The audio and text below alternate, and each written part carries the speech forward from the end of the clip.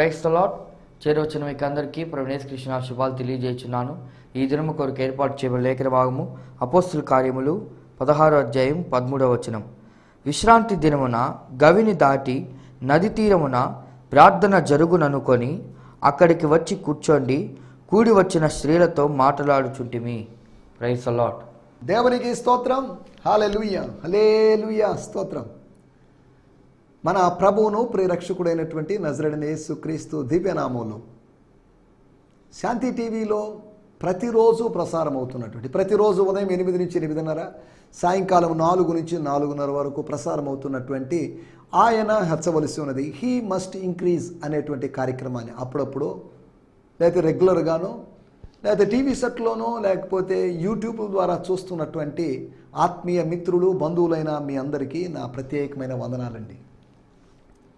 మీరందరూ క్షేమంగా ఉన్నారని నేను భావిస్తున్నాను. మీరు క్షేమంగా లేకపోతే క్షేమంగా లేకపోవడానికి కారణమేంటో చెప్పండి. క్షేమము కలిగించడానికి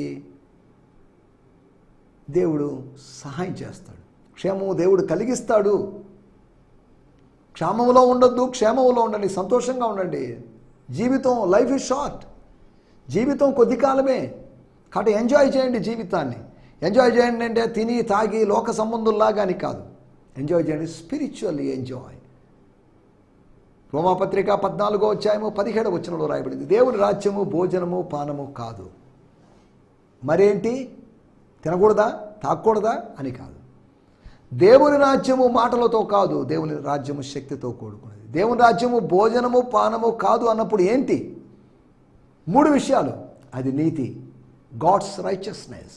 God's kingdom is his righteousness. దేవుని యొక్క నీతి, సమాధానం, ద పీస్ ఆఫ్ గాడ్. దేవుని యొక్క సమాధానం, నీతి, సమాధానము, పరిశుద్ధాత్మయందలి ఆనందము, joy in the Holy Spirit. ఇక్కడ ఏం రాయబడిందో మనం చూసుకుందాం. బ్రియాన్ సిమ్మన్స్ గారి తర్జుమాలో వచ్చి నేను ఆ మాట చదువుతాను.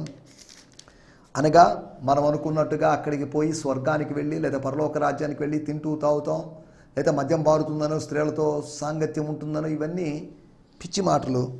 14వ అధ్యాయము 17వ వచనం నేను చదువుతున్నాను. For the kingdom of God is not a matter of rules about food and drink. ఆహారానికి సంబంధించిన నిషేధాలు, తినడాలు లేకపోతే దానికి సంబంధించింది కానే కాదు.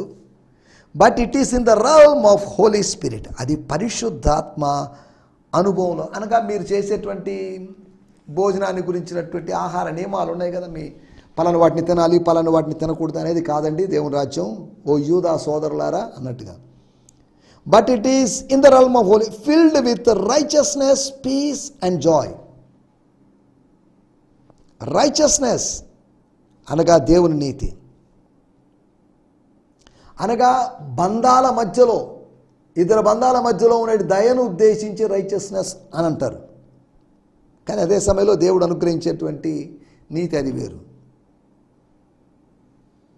For the kingdom of God is not a matter of rules about food and drink, but is in the realm of Holy Spirit, filled with righteousness, peace and Joy.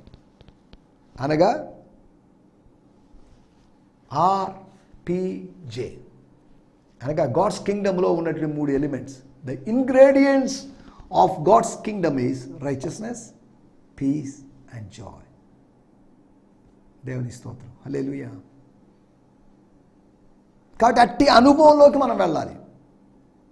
మనం అనేకమైన శ్రమలు అనుభవించి దేవుని రాజ్యంలో ప్రవేశించాలి అని శిష్యులతో అపోస్తలులు వాళ్ళ మనసులను దృఢపరిచి చెప్పారు అనే సంగతి మనం చూడగలం. దేవుని స్తోత్రం. రండి మనం ఈ సమయంలో దేవుని వాక్యాన్ని ధ్యానించుకుందాం. నిన్నటి ఎపిసోడ్లో what are the results are the fruits of the vision. Vision మంచిదా? మంచిదే. దాని గురించి విజన్ మంచిదే, కానీ కన్ఫ్యూజన్ మంచిది కాదు. కన్ఫ్యూజన్ని అంతం చేసేది, కన్ఫ్యూజన్ని కిల్ చేసేది ఒక హెవెన్లీ విజన్. దర్శనం యొక్క ఫలితాల గురించి మనం 4 విషయాలు చెప్పుకున్నాం. నిశ్చయిత లేనటువంటి 4, పౌలు, శీల, తిమోతి, డాక్టర్ లూకా గారు, వాళ్ళకొక నిశ్చయితను దేవుడు కలిగించాడు. సేవ చేయాలనుకున్నారు, కానీ ఎక్కడ, ఏంటి, ఎప్పుడు, ఎలా అనేది తెలియదు కదా. దాన్ని మనం తెలుసుకోవాలి. సేవ అనగానే సేవని పరిగెత్తుకొచ్చేయడం కాదు. నా పిలుపు ఏంటి, నేను దేనికోసం పిలువబడ్డాను. యవన సేవకులారా గుర్తుపెట్టుకోండి, ఎవరైనా యవన సేవకులు వింటున్నట్లయితే, నా పిలుపు ఏంటి, నేను దేనికోసం పిలవ, అపోస్తులుడిగానా, ప్రవక్తగానా, కాపరిగానా, ఉపదేశకుడుగానా, సువార్థికుడుగానా. ఈ మాటలు చెప్పినప్పుడు ఎఫెసీ పత్రిక 4వ అధ్యాయంలో 5 రకాల పిలుపు. ఏం తెలియదు. కొంతమంది నాది సింగింగ్ మినిస్ట్రీ అండి, నాది మ్యూజిక్ మినిస్ట్రీ అండి, నాది టీవీ మినిస్ట్రీ అండి, నాది వాట్సాప్ మినిస్ట్రీ అండి, నాది ఆన్లైన్ మినిస్ట్రీ అండి. ఇవన్నీ పక్కన పెట్టేసేయండి. ఈ 5 విధాలైన ఆఫీసులకు తగినట్లుగా నీ పిలుపు ఏదైనా కనెక్ట్ అయిందా? ఒక ఆయన కౌన్సిలింగ్ మినిస్ట్రీ అంటున్నాడు, అది కొత్త మినిస్ట్రీ. అదే సమయంలో అపోస్తులైనా, ప్రవక్త అయినా, కాపరైనా, ఉపదేశకుడైనా, సువార్థికుడైనా కౌన్సిలింగ్ చేయొచ్చు. కౌన్సిలింగ్ పెద్ద విషయం ఏం కాదు. వాళ్ళ ప్రశ్నలు అడిగి వాళ్ళ విషయాలు రాబట్టి వాళ్ళ దాని నుంచి ఏదైనా పరిష్కారం చెప్పడమే కాదు కౌన్సిలింగ్. యేసుప్రభు కౌన్సిలింగ్ చేయలేదండి ఎక్కడ. ఆయన వాళ్ళకి క్లారిటీ ఇచ్చాడు, వాళ్ళకు విజన్ ఇచ్చాడు, వాళ్ళ కన్ఫ్యూషన్ తీసేసాడు. మనమైతే కౌన్సిలింగ్ పేరుతో కొన్ని సిట్టింగ్లో కూర్చోబెట్టేసి వాళ్ళని రకరకాలుగా ఇబ్బంది పెడతాం. దేవుని స్తోత్రం, హల్లెలూయా. ఈ సమయంలో నిన్న మనం ఆలోచించే నిశ్చయతను కలిగించిందని, రెండోది the filling of the Holy spirit.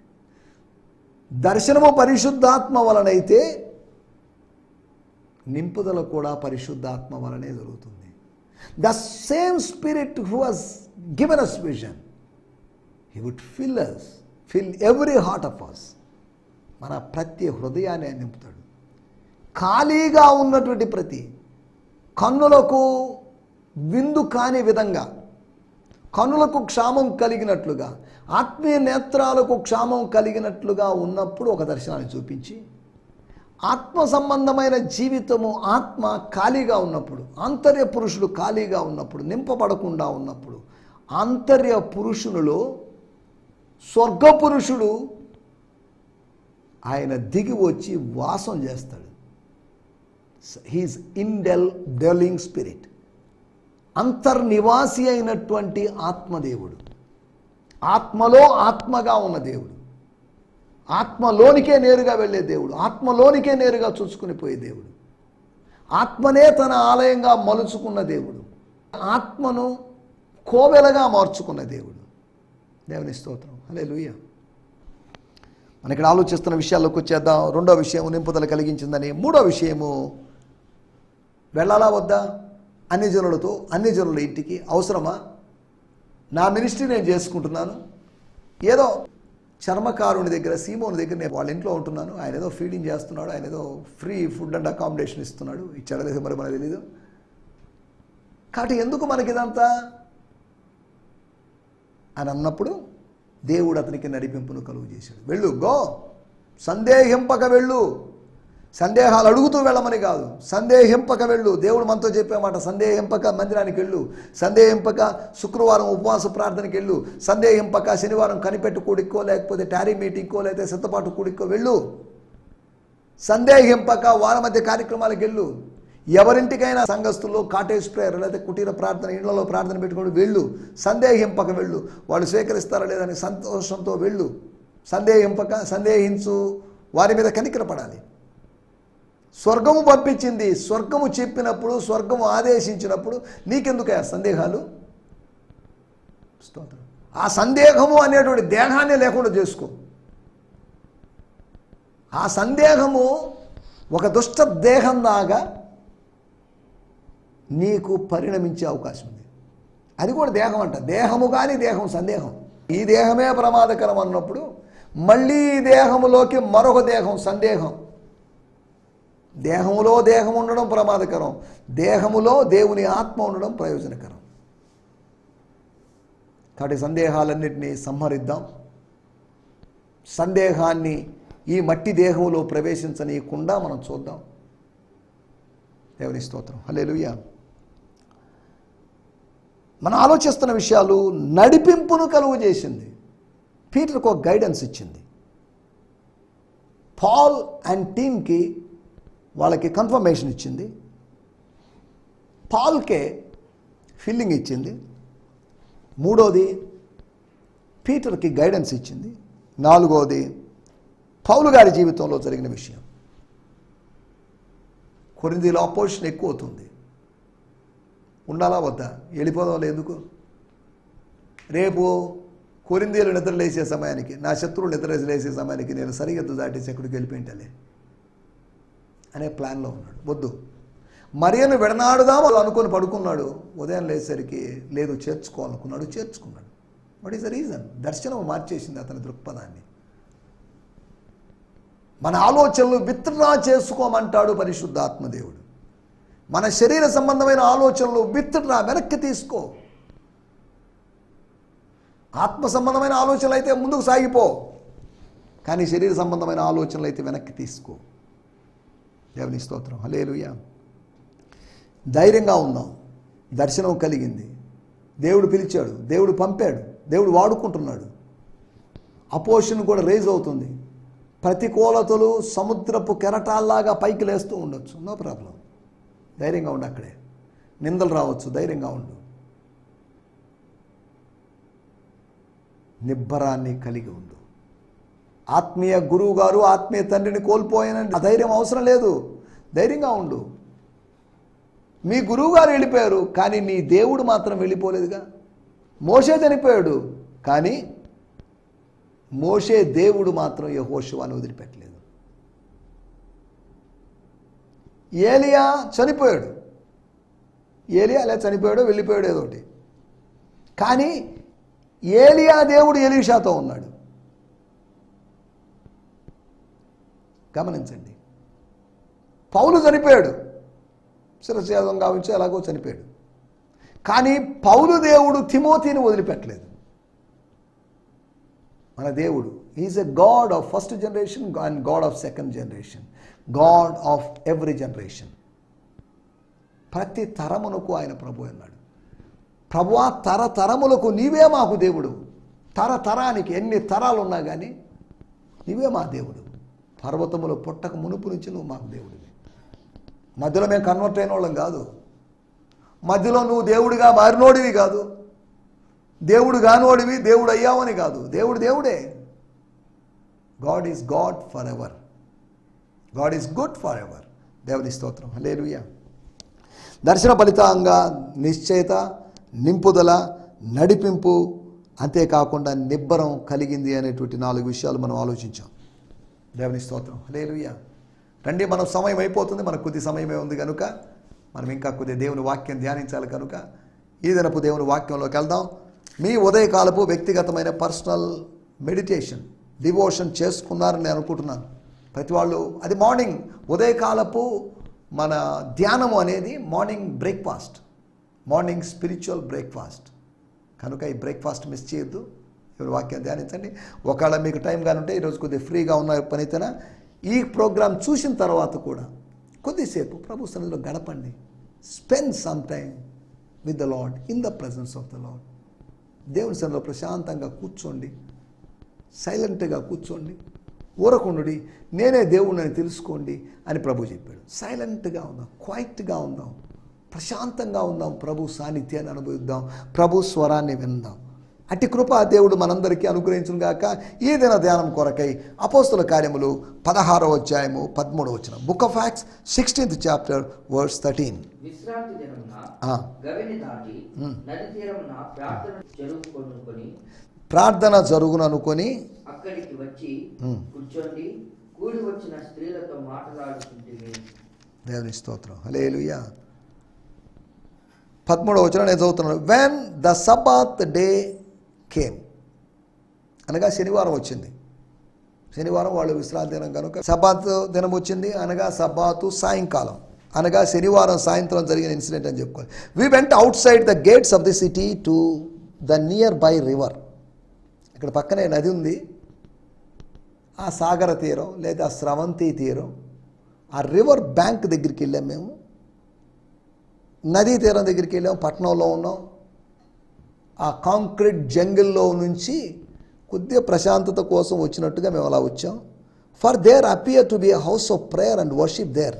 అక్కడేదో చిన్న సెటప్ ఏదో కనిపిస్తుంది,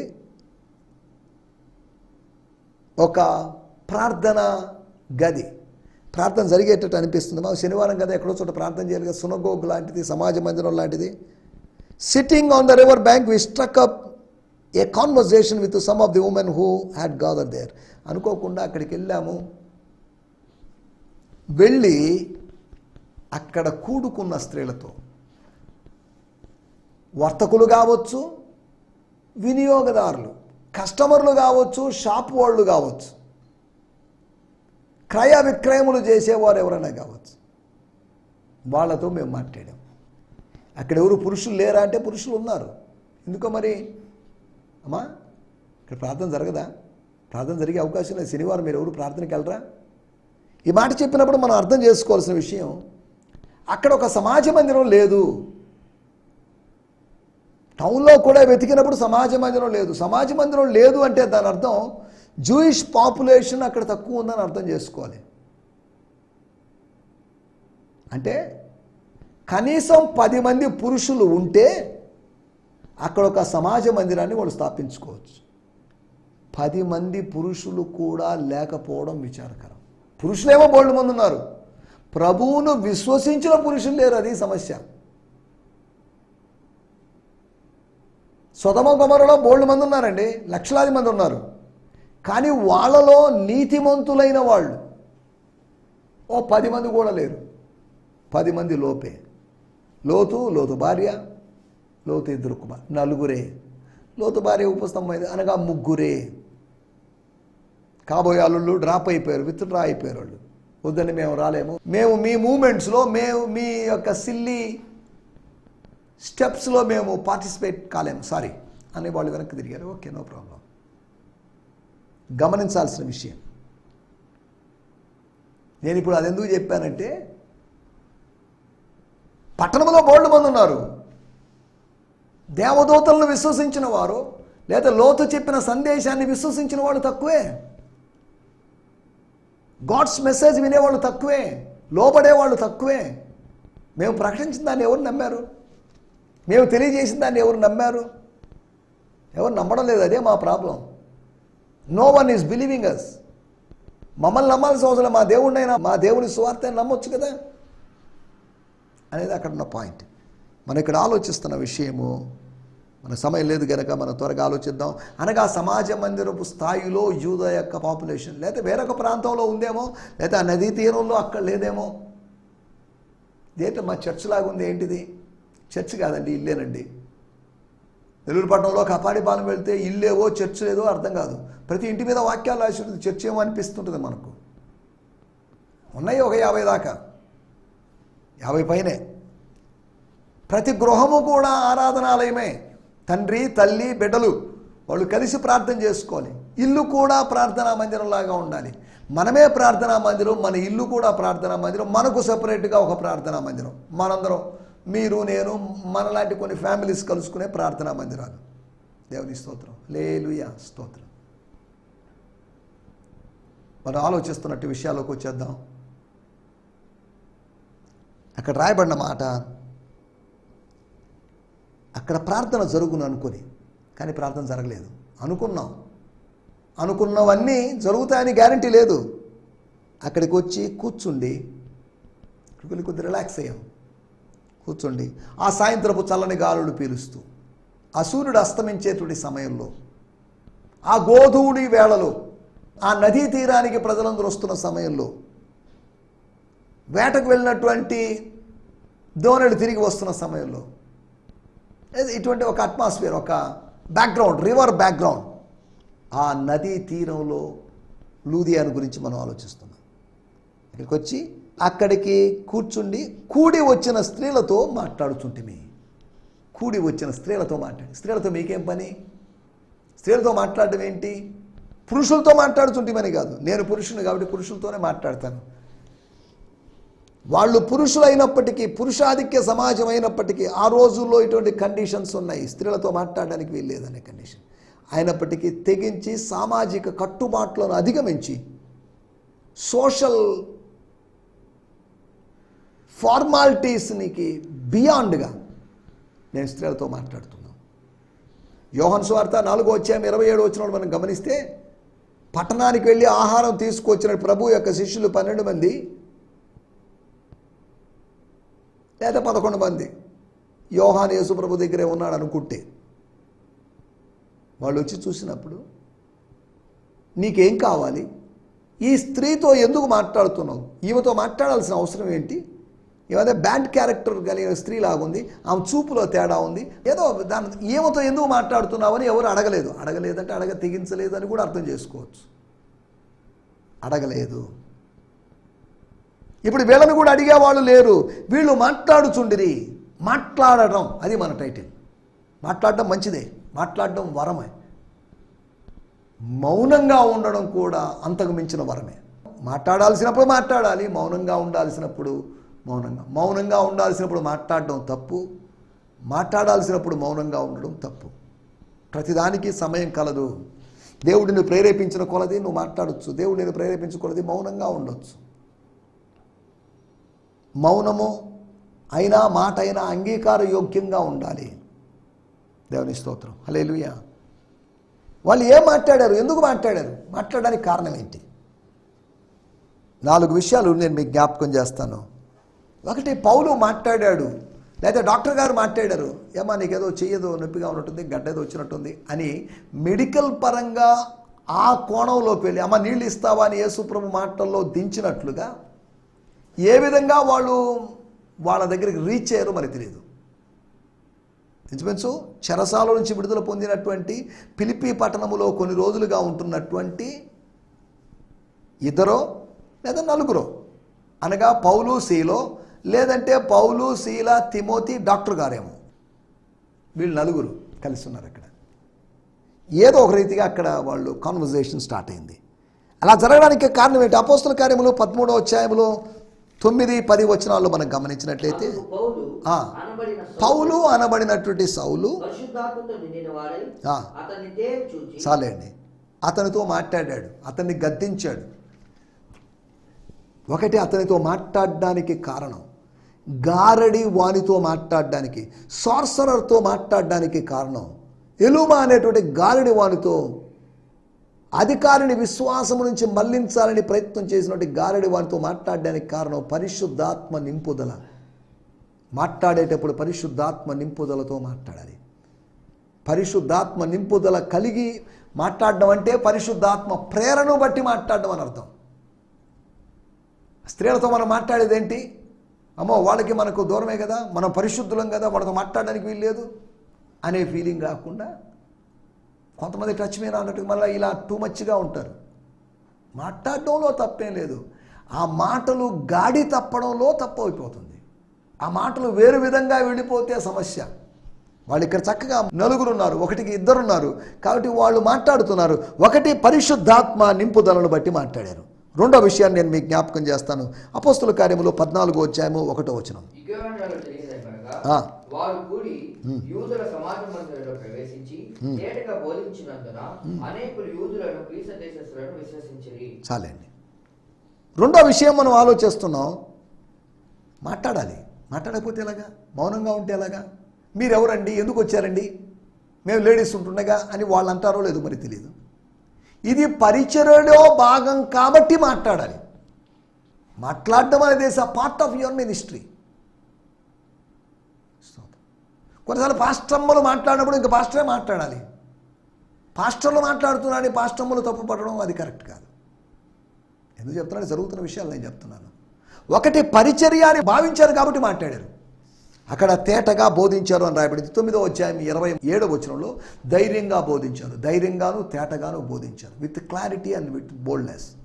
మేము మాట్లాడుచుంటిమి అని రాయబడింది. ఏం మాట్లాడారు అనే దాని గురించి మనం ఆలోచిస్తే, పరిశుద్ధాత్మ నింపుదలను బట్టి ఏదో మాట్లాడారు, సువార్త మాట్లాడారు, పరిచర్య అని భావించడాన్ని బట్టి వాళ్ళు మాట్లాడారు.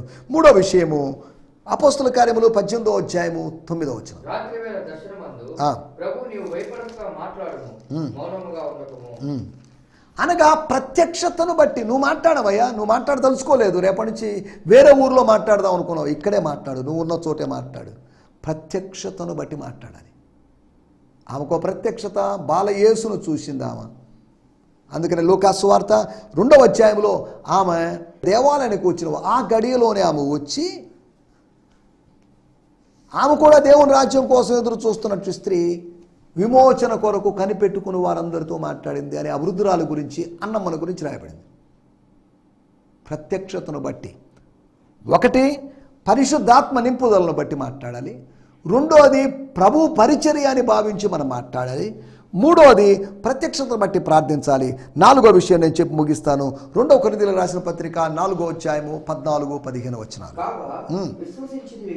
విశ్వసించాను కాబట్టి మాట్లాడితినని అట్టి విశ్వాసంతో కూడిన ఆత్మ గలవారమై ప్రభువైన యేసును లేపిన వాడు యేసుతో మమ్మును కూడా లేపి మీతో కూడా తన ఎదుట నిలవబెట్టునని ఎరిగి మేమును విశ్వసించుచున్నాము కనుక మాట్లాడుచున్నాము.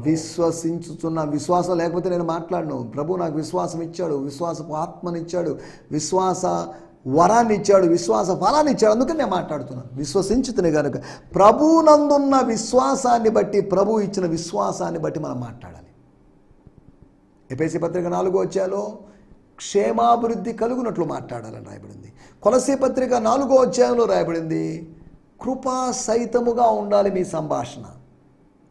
అనగా మనం మాట్లాడుతుంటే ఏదో సుత్తి మాట్లాడినట్లుగా, సోది మాట్లాడినట్టుగా, వ్యర్థమైన మాటలు మాట్లాడేవాళ్ళుగా కాదు, కానీ మాట్లాడడాన్ని గురించి, పౌలు శీలలు మాట్లాడడం గురించి, ఇలా మాట్లాడి అనేకులను ప్రభు దగ్గరికి నడిపించడానికి ప్రభు మనందరికీ సహాయము చేయనుగాక. ఆమేన్. హల్లెలూయా, హల్లెలూయా. ఈ సందేశము మీకు ఆశీర్వాదకరంగా ఉందని నమ్ముచున్నాము. ప్రార్థనా అవసరతల కొరకు మమ్మల్ని సంప్రదించవలసిన మా చిరునామా గిద్యోన్ మిషన్ చర్చ్, 6వ వీధి, శాంతినగర్, నెల్లూరు 4, ఆంధ్రప్రదేశ్. పిన్ 524004. మా ఫోన్ నంబర్లు 7036443613 మరి ఒక నంబర్ 9392293010. మా ఈమెయిల్ ఐడి gfihmi2015@gmail.com. దేవుడు మిమ్మును ఆశీర్వదించునుగాక. ఆమేన్.